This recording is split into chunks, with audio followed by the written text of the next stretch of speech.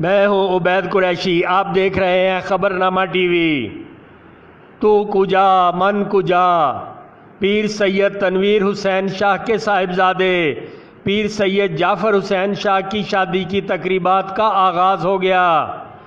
قبل ازیں درگاہ اور اجداد کی زیارتوں پر پھولوں کی چادریں چڑھائی گئیں۔ اس موقع پر راجہ سفیر ملتان خان نے صوفی سما نائٹ کا اہتمام کیا۔ صوفیانہ کلام نے سامعین کو سحر میں لیے رکھا۔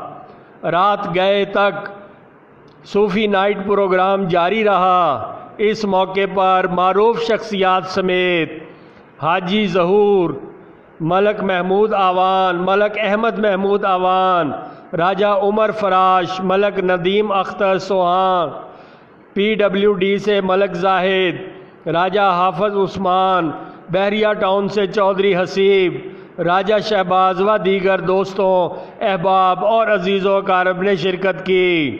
مہمانوں کو پرتکلف عشائیہ بھی دیا گیا۔ دیکھتے رہیے خبرنامہ ٹی وی، پڑھتے رہیے خبرنامہ میگزین۔ 81 راجہ ساجد، ہمارا چینل سبسکرائب کیجئے۔ شکریہ۔